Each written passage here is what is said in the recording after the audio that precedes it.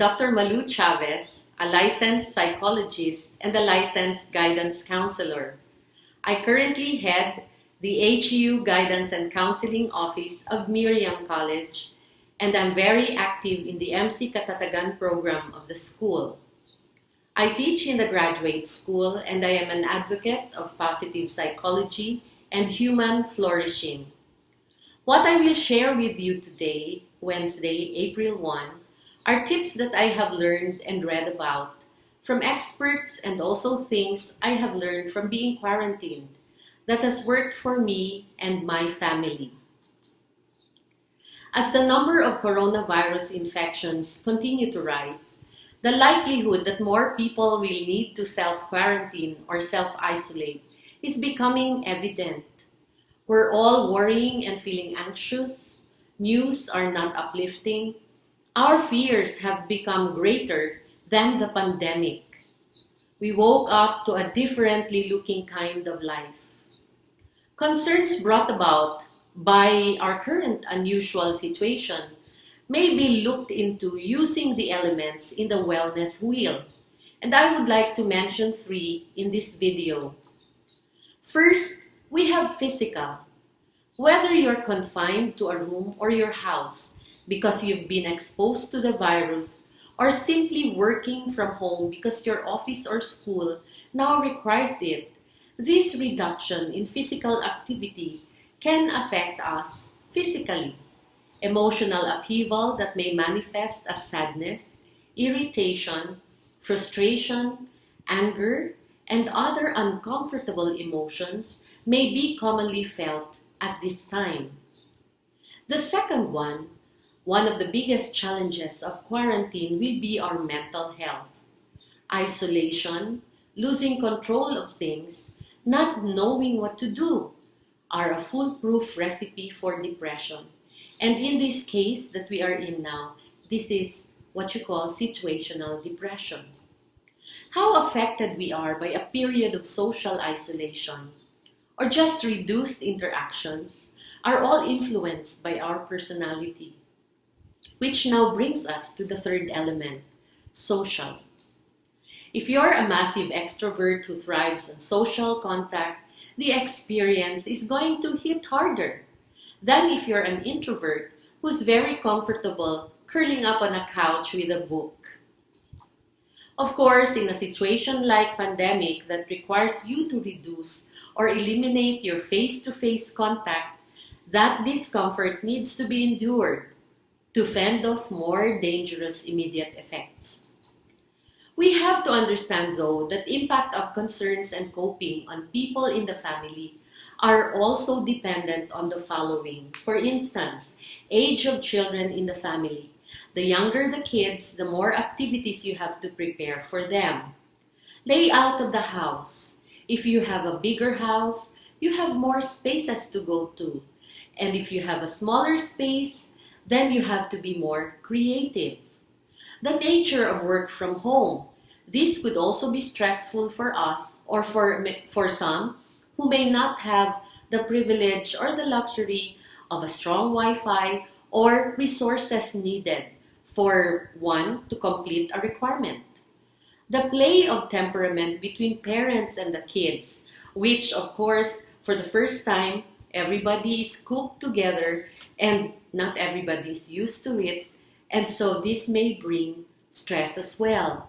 Personality of family members, which you are just trying to discover anew. The good news is we can actually tap on our inner resources to be emotionally resilient during this challenging time. So whether physically, psychologically, and socially, one way is being aware of the thoughts that are going on in our mind. If they are more positive thoughts, good for you. But if it's more negative, try to rephrase your thoughts so that you make them into something more helpful and growth promoting. This approach is called the first tip, mindset shift. Okay? So like for instance, you think about your thoughts as saying everything is shutting down right now. And then you hear the news that you are going to be quarantined and you are going to be isolated. And this brings you so much anxiety. So what do? You think of all the negative thoughts that you could ever think about. In the mindset shift, this will teach you to look for the positive things in the not so positive situations. And so the most important places you see, such as medical centers, pharmacies, grocery stores, or even talipapa, where you can buy your food, they remain open.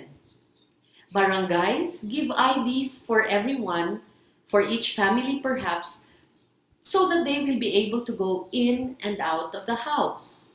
So look for the positive in a very negative situation. You can intentionally practice this on your own by training your brain to intentionally think this way. And for sure, you will experience a better feeling and coping.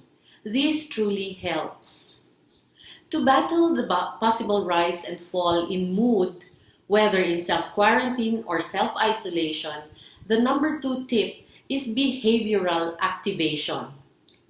Be proactive. Lay out an intentional structure for your day. Get dressed.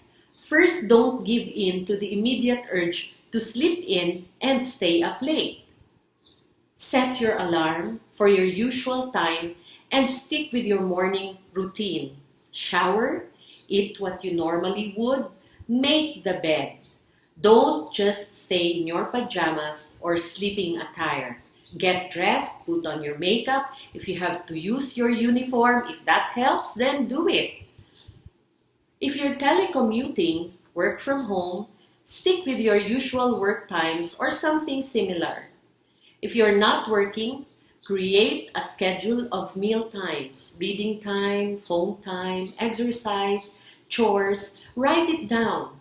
Even if you have very few obligations, it will help you stay balanced to have different activities you regularly do at relatively set times. It's ideal to have a mix of things. Things that you need to do like chores or work or assignments, and things that you just like to do. Go outside. Focus your eyes on a different side than just the usual things inside the house. It does not have to be grand. Notice the sun shining in the sky. It's shining brightly every day. The blue skies, the trees nearby, even the grass that thrives on parched land because we haven't had rain for so long now. Exercise. Exercise has such a positive effect on mood. It is actually a prescribed treatment for mild to moderate depression. Make it a priority on your daily schedule. There are lots of videos that can be accessed in the YouTube. Use social media wisely. No doubt social media is your friend when isolated. Use social media to meaningfully connect. Plan weekly or even daily group video chats with friends, family, neighbors, or colleagues. Social connection is one of the most important drivers of well-being. Be aware of who is in your circle who might need particular help or who is particularly vulnerable during this time. Check on them by phone, by private messaging, or email. Helping others is a known mood booster. Cultivate a new skill. There are a lot of courses offered on the internet and they're free. Don't drift through the weeks. Plan to come out of this quarantine with a new skill or hobby. Devote 1 hour of your daily schedule to work on this new skill. Shift your mental space. Finally, use the principles of mindfulness to shift your mental stance from frustration about the situation to that of curiosity. Taking on this stance will give you a little distance, a little detachment from the situation, and it's something that you can control, which can reduce distress as well as keep you open to the positive or simply interesting things that may happen during this very unusual experience. Even during normal circumstances, not every day is a good day. Not every week is a good week. Not every month is a good month. It is okay to not be okay at this time of pandemic, but do not stay in not being okay.